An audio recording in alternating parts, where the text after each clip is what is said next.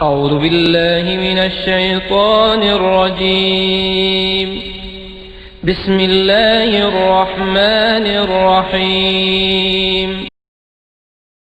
كيف تكفرون بالله وكنتم أمواتا فأحياكم ثم يميتكم ثم يحييكم ثم إليه ترجعون.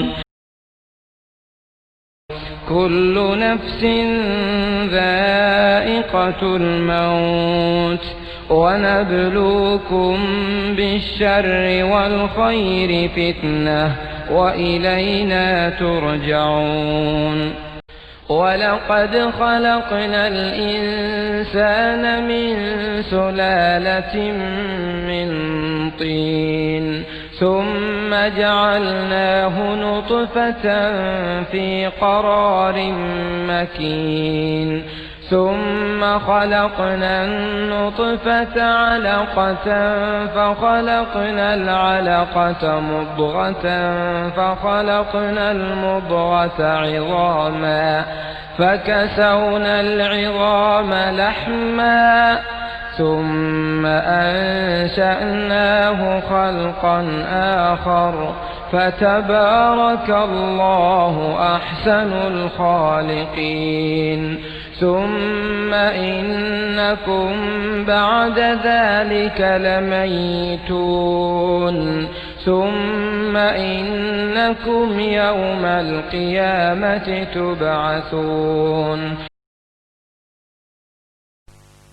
يا رب يا رب يا ربي يا ربي. Tuhanku, ampunkanlah segala dosaku. Tuhanku, maafkanlah kejahilan hamba-Mu.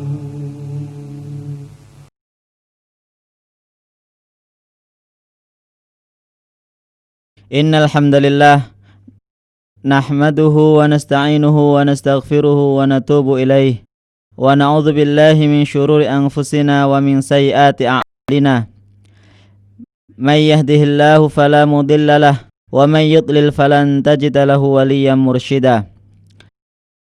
Asyhadu an la ilaha illallah wahdahu la syarika lah wa asyhadu anna Muhammadan abduhu wa rasuluhu la nabiyya ba'dah.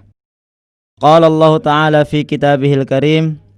A'udzu billahi minasyaitonir rajim. Ya ayyuhalladzina amanu taqullaha haqqa tuqatih wa la tamutunna illa wa antum muslimun. Wa qala aidan kullu nafsin dha'iqatul maut thumma ilaina turja'un. Ma'asyiral muslimin, peserta daurah fikih jenazah yang dimuliakan oleh Allah Subhanahu wa taala. Alhamdulillah, pada siang hari ini kita bisa bertemu dalam rangka untuk mencari ilmu, dalam rangka untuk memahami sunnah-sunnah Rasulullah SAW yang selama ini banyak ditinggalkan oleh kaum muslimin. Ma'asyiral muslimin rahimakumullah, pada siang hari ini kita akan berbicara masalah hal-hal yang berkenaan dengan fiqhul janazah yang seyogyanya kita ketahui bersama. Karena apa? Kebanyakan kaum muslimin mereka tidak mau belajar tentang fiqhul janazah karena adanya beberapa alasan yang mereka ajukan. Yang pertama, mereka berkeyakinan bahwasanya mengurus jenazah itu hukumnya fardu kifayah. Sehingga banyak di antara kaum muslimin dengan alasan ini tidak mau belajar. Itu alasan pertama, karena mereka menganggap bahwasanya fiqhul jenazah itu hukumnya sunnah saja atau fardu kifayah. Kemudian alasan yang kedua, alasan yang sering kita dapatkan di masyarakat adalah kan sudah ada kaum, kan sudah ada pengurus dari KUA yang mengurusi masalah jenazah. Kita tidak usah repot-repot lagi. Masih banyak masalah-masalah agama yang belum kita ketahui. Akhirnya kita serahkan sepenuhnya kepada pihak kaum. Alasan yang ketiga dari kaum muslimin yang sering kita dengar, bahwasanya mengurus jenazah itu adalah rumit, susah dan sulit. Seakan-akan hanya orang tertentu saja. Seakan-akan hanya orang tertentu saja yang bisa, sehingga kita merasa itu adalah sesuatu yang berat, sesuatu yang tidak mungkin kita kuasai karena saking banyaknya tambahan-tambahan yang kita kenal ataupun yang kita ketahui di masyarakat. Kemudian alasan yang keempat, ini alasan orang-orang yang tidak mau mempelajari fikih jenazah karena mereka takut. Takut kalau dalam mengurus jenazah itu salah. Kemudian karena keimanan mereka yang belum kuat, karena akidah mereka yang masih lemah, mereka takut kalau jenazah yang sudah dikubur itu akan mengganggu mereka. Inilah 4 alasan yang sering kita dengar dan sering kita dapatkan. Mungkin bahkan di antara kita yang beralasan seperti itu, sehingga pada siang hari ini harus betul-betul kita manfaatkan, dan insya Allah kita akan praktek secara langsung bagaimana mengurus jenazah yang sesuai dengan Rasulullah SAW, yang sesuai dengan apa yang ditinggalkan oleh para sahabat, dan yang sesuai dengan apa-apa yang ditulis oleh para ulama di kitab-kitab mereka.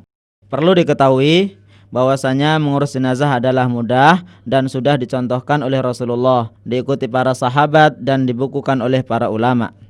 Akan tetapi karena tambahan dan disisipan dari sebagian masyarakat, bahkan terkesan tambahan itu yang mendominasi, pada akhirnya pengurusan jenazah terlihat rumit dan berbelit-belit.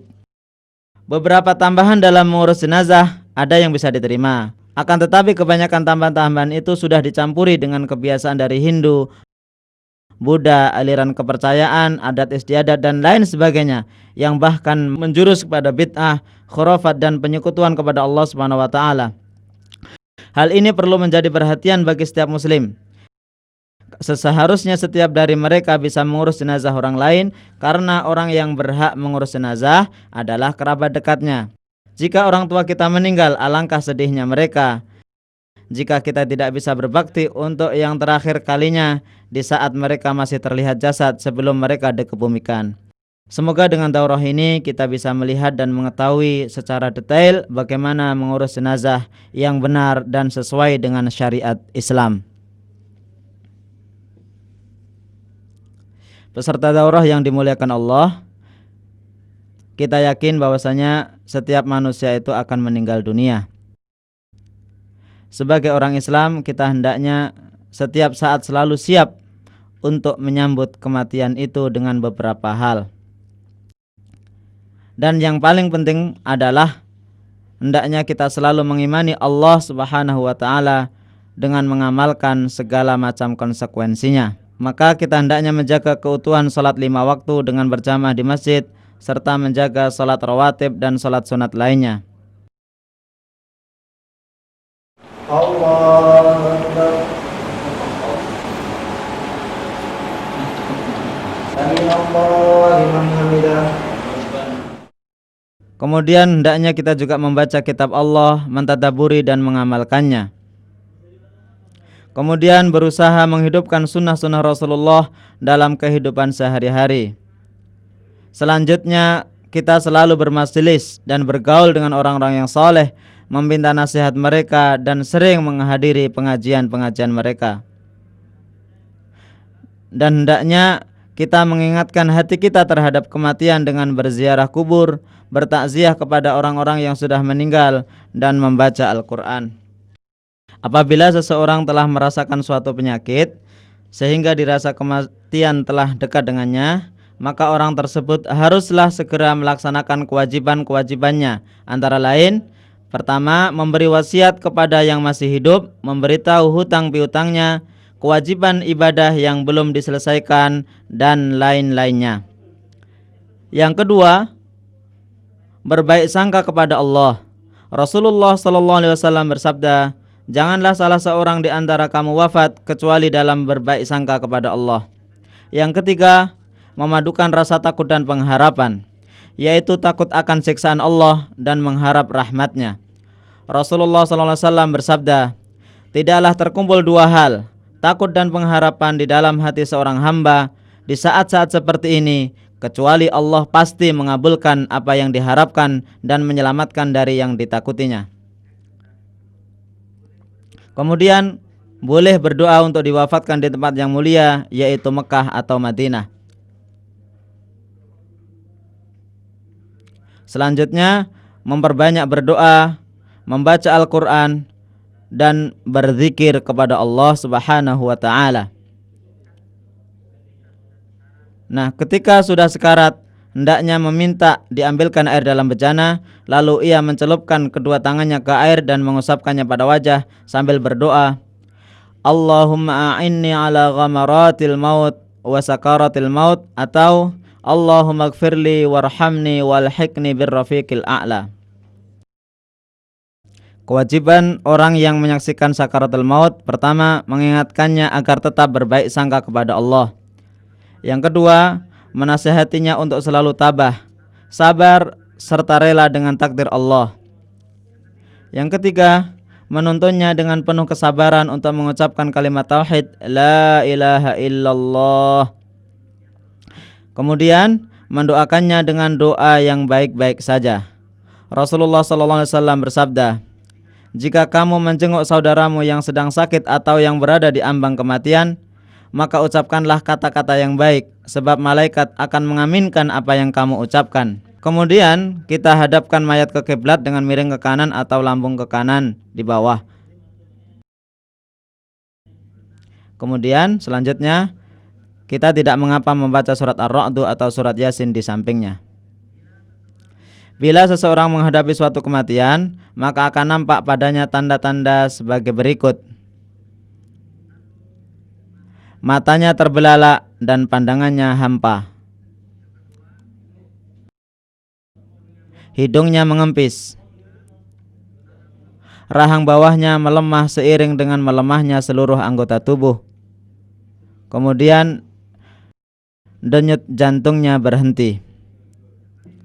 Selanjutnya jasadnya dingin dan kaku. Kemudian betis kanan dan kiri bertautan. Selanjutnya adalah daun telinga melemas. Hal-hal yang dilakukan setelah kita melihat orang yang meninggal dunia. Bila kita menyaksikan orang yang meninggal, hal yang segera kita lakukan adalah, pertama, menutup kedua matanya.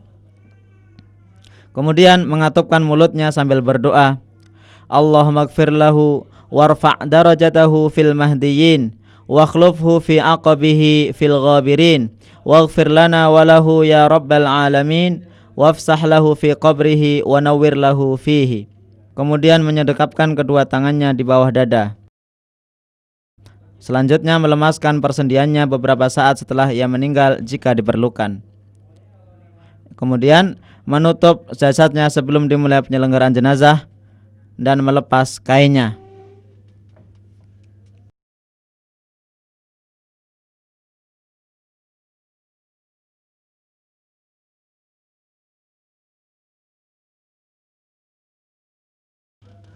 Selanjutnya meletakkan sesuatu di atas perutnya yang berat agar tidak mengembung. Kemudian menyegerakan penyelenggaraan jenazah.